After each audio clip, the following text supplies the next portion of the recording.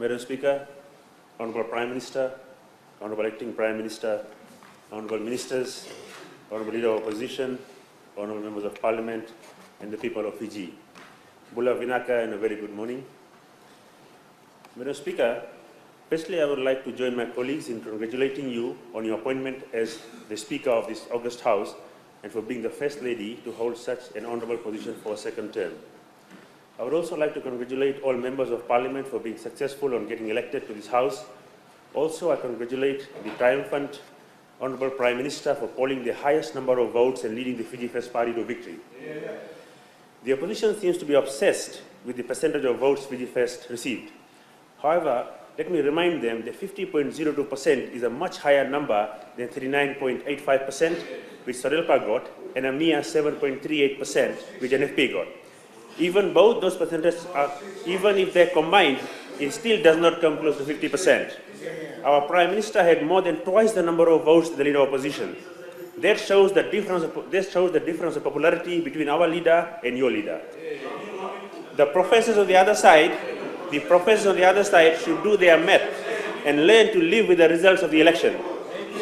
The difference between the two leaders is clear, Madam Speaker. When our leader walks on the streets, our people hug him. They take pictures with him. They even kiss him. But when the leader of opposition walks on the streets, people fear him. They look at him with suspicion.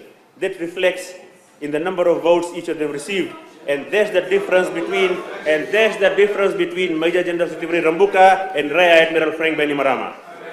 So much has been said about the majority in victory. Madam Speaker. But a victory is a victory is a victory, no matter which way you look at it. The opposition would do well to heed the adage of Christopher Earl, advising us to be humble in victory and gracious in defeat. Let us show respect where it is due and focus on admiring how well your opponent played rather than your defeat. The election is over. Fijians have spoken loud and clear. For Fiji First to continue governing this country for the next 4 years. Let's move on. Madam Speaker, I also rise to commend and thank His Excellency the President, Major General retired Georgie Konosi Kondote, for his parliamentary opening address whereby he highlighted government's continued progress and the nation's stability guaranteed by our Constitution. This has been the basis of our economic prosperity, 9 years of straight economic growth, which is the longest experience for this nation. This government has delivered and will continue to deliver the best services to the people of Fiji. Honorable Biman Prasad yesterday told us to forget about 1987 and 2000. Let me remind him the importance of learning from one's history, for those who do not learn from their history are condemned to repeat it. His Excellency in his address reminded us that Fiji's journey to achieving genuine democracy has not been steady, nor has it been unrelenting, and I quote from his address, I quote, "Only recently have we been freed from the cycle of unrest, political instability, and destruction of racial vilification that plagued our nation for decades, where threats were made against our people, violence was wielded as a tool of oppression, and some Fijians were made to feel like strangers in their rightful home. Those traumatic and destructive events in our past can never be repeated, but they must never be forgotten, because we risk repeating our history should we ever make a fatal mistake of moving forward while disregarding the lessons of our past. The basis of the coups of 1987 and 2000 can be boiled down to the same blatant, harmful, and indefensible lie. That lie that Fiji and the Fijian people are somehow stronger divided when we are united. That lie was imposed by our people through act of brute force and violence accompanied by a political culture of fear, mistrust, and communal antagonism. That poisoned the minds of Fijians for generations, needlessly pitting them against their countrymen and women and doing untold damage to the fabric of our national life, and we suffer the consequences of those acts and the ills they brought down upon us to this very day. I wonder then whether the opposition has learned anything from our history, since they continued a barrage of lies in their election campaign. Some went around saying that the island of Kandavu was sold to China. Some went around saying that the island of Kandavu was sold to China because we did not pay our debts out to China. Some spoke about a Muslim takeover or about guns hidden in mosques. Some went campaigning that the red-colored flags had a special significance for Hindus and would be changed to green, which color is associated with Islam. Some said that 20 cents plastic levy, 10 cents will go to the Prime Minister and 10 cents will go to the Attorney General. Some even Some even came up with a preposterous idea that the Chinese will take over hospitals and inject poison in us before killing all of us and taking over Fiji. Unfortunately, Madam Speaker, some voters did fall for these lies and voted for these parties, but not all Fijians can be fooled easily. I repeat, not all Fijians can be fooled easily, and that the fact was demonstrated in the elections where Fiji Post won by a majority and formed government. Fake news and fear-mongering may win you some extra seats, but it is not going to win you a place in history. Neither will the false promise of reducing price of beer, lamb chops and firecrackers will win you elections. NFP, being the oldest political party of over 50 years old, has never formed government, and that speaks volumes about it. They call themselves legendary. Well, that's some kind of a legend that this party will soon become history. History reserves special seats for leaders such as Frank Bainimarama, Madam Speaker. History reserves special seats for leaders such as Frank Bainimarama, who has the guts to embrace the truth even when faced with stiff opposition. Madam Speaker, I am not very old, but I have lived through many facets of Fijian politics. My interest in politics grew from my tender age when I just started primary school in Nambualu in Bua. My classmates at that time were from all ethnic groups, including Ajay, Sanjay, Ravidhan, Mitieli, and Ilyasa. We were in class 1 then. That year, in May 1987, Colonel Sitivani Rambuka, as he was then, executed Fiji's first coup. It was something new for Fiji, Madam Speaker. Some people could not even pronounce the word coup. Nambualu being a remote location and housing a military base saw some unspeakable atrocities. I, as a child, Madam Speaker, witnessed a particular man of a particular race being made to run up and down a steep slope with a vehicle tie around his neck while being whipped by army just because he broke the Sunday ban by driving his car, attempting to take his wife to hospital. I saw another case in Lambasa where a particular man of a particular race was stripped naked by the army and dipped into a pit toilet just because he held a meeting and spoke against the army rule at that time. Shameful. 1987 certainly wasn't a bloodless coup. It stripped people not only of their clothes, but their rights and dignity. The dark days of the 1987 coups and Sunday ban, the 1990 constitution, and racial discrimination which followed still remain fresh in my mind. I was in university attaining my law degree when coup of May 2000 and the mutiny of November 2000 took place. That day, I had dreamt a savior will come and rescue this nation from the atrocities of that time. That savior came in 2006.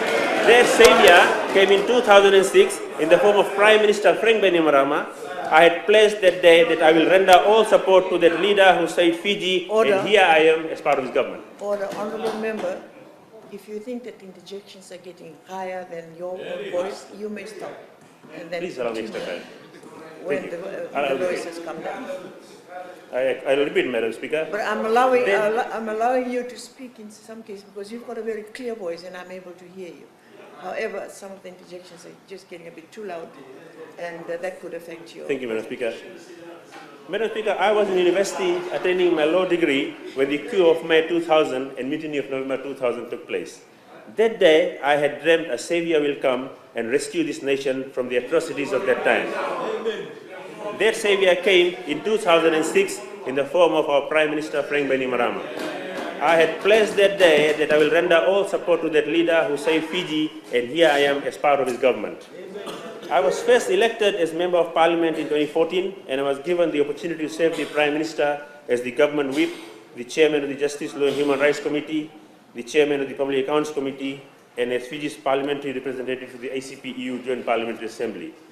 I am grateful to the Prime Minister for showing immense confidence in me by appointing me as his Minister responsible for lands and mineral resources. I am proud to be the youngest Cabinet Minister in the current lineup. From a toddler in Nambualu in 1987 to becoming a lawyer in 2004 to being sworn in as a Member of Parliament in 2014 and then to becoming a Cabinet Minister in 2018, it has been a long journey even at my age. I have pledged to the Prime Minister and to the nation that I will do my utmost best in fulfilling my duties to the people, Madam Speaker, in enhancing legislation to further strengthen access to justice and equality, the Fiji Affairs government stands in solidarity in upholding and implementing the Fijian constitution to serve the best interests of Fijians, where the benefits of progress includes everyone. The government has put in place strategic concrete legislation to oversee development, safety and secure operations in the country, such as Employment Relations Amendment Act 2018, Rights of Persons with Disabilities Act 2018, Online Safety Act 2018, Information Act 2018, Income Tax Budget Amendment Act 2018, Public Hospitals and Dispensaries Budget Amendment Act 2018, Fair Share of Mineral Royalties Act 2018, and other relevant legislation. In addition, the Ministry is reviewing core legislation and policies to better guide our operations. These are intended to ensure the better management of state natural resources that we administer for the benefit of all stakeholders, the protection of the environment. Therefore, the amendments to these policies will need to have extensive consultations with all parties involved to include all interests, creating a win-win situation. Madam Speaker, we as leaders, and I see all of us in this House as leaders, we need to be pathfinders so that we can accelerate the change needed to improve outcomes of our near future. We all know it is a time of great chances. I think that really needs no further explanation. Those changes lie very strongly in technology, human strength and capabilities. They change not only the way we live, we function, we interact with each other, but more importantly, with globalization. The way we transact, and certainly in our context of customer service system, the way in which government services are delivered and received, perpetuated, and of course, a new way in which it can be ameliorated.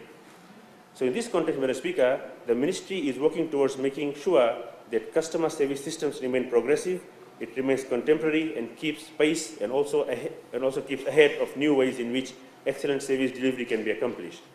My Ministry is looking into making our officers more accessible to public, implementing concrete measures in order to streamline systems and processes, enhancing our customer service by placing dedicated staff that will attend to grievances across our offices, enhance the help desk and helpline systems to allow clients to lodge their complaints online, venturing into further joint collaborations with relevant stakeholders such as the Register of Titles to fast-track lease registrations and approve survey plans with the Department of Town and Country Planning, and creating other initiatives and to put in place procedures and policies to deal with state land and mineral matters and work towards achieving them.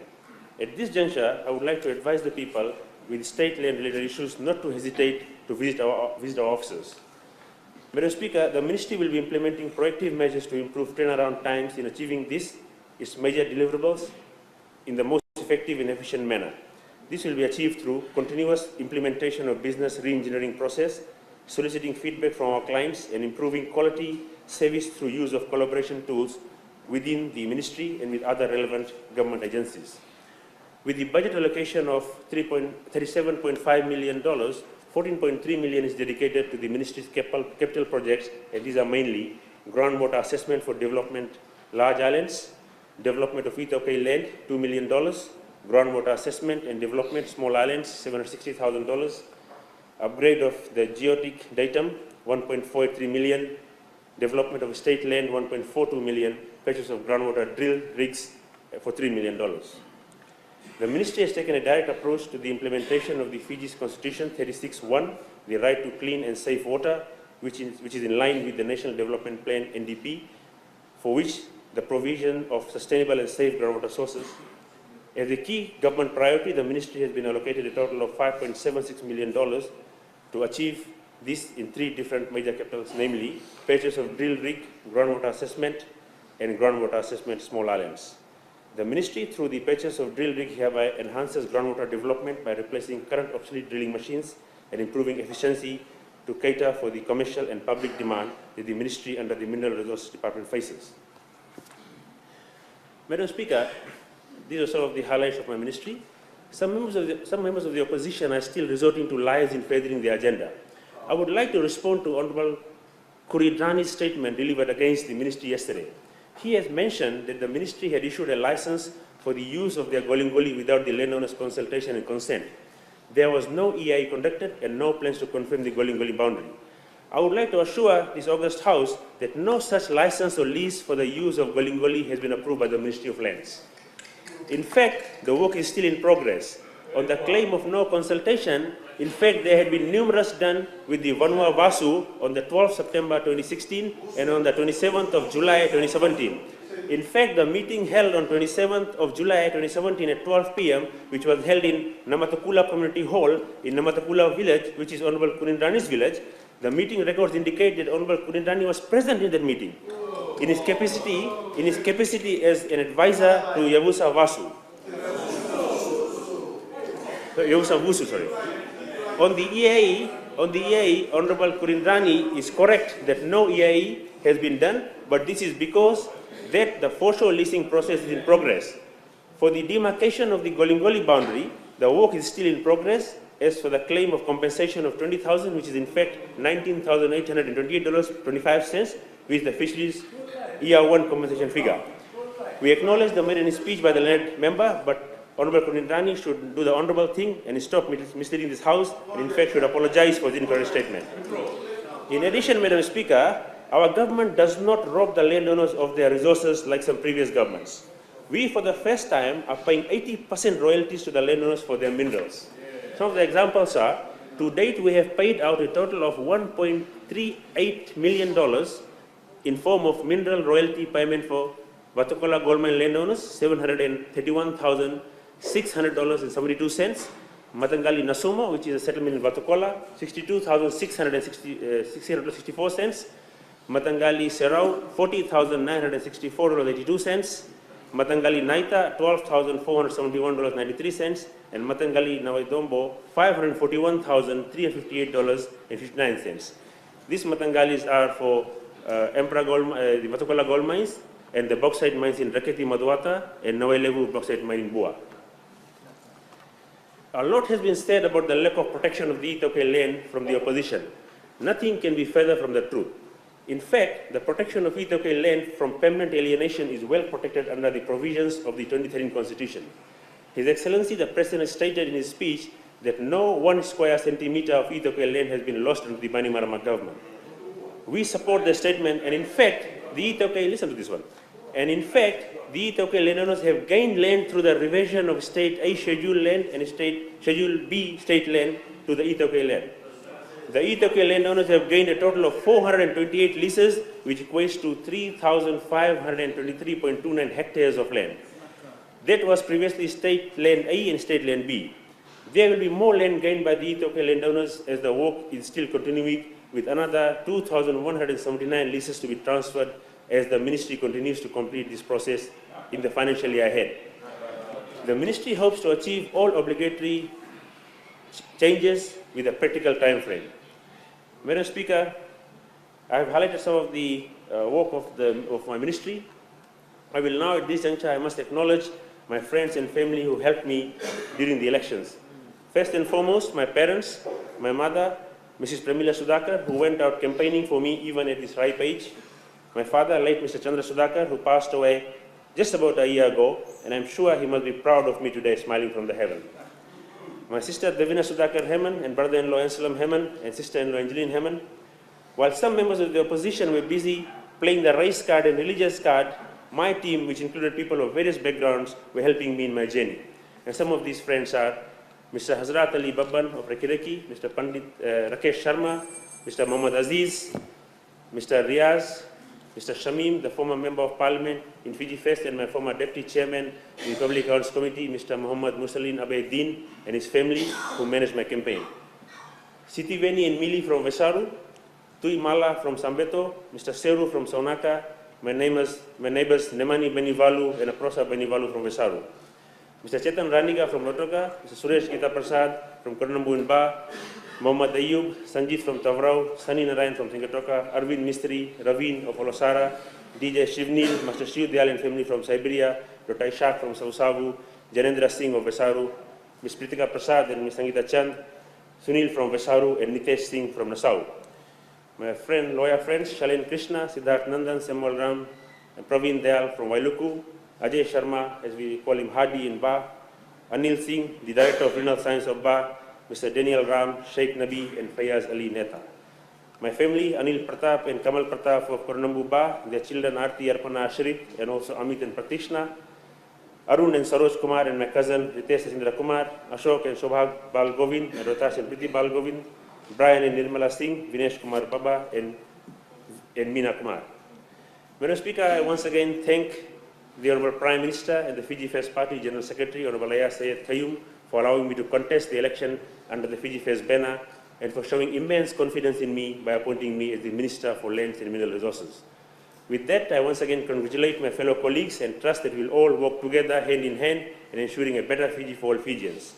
I wish you all a Merry Christmas and a prosperous New Year. Thank you, Madam Speaker.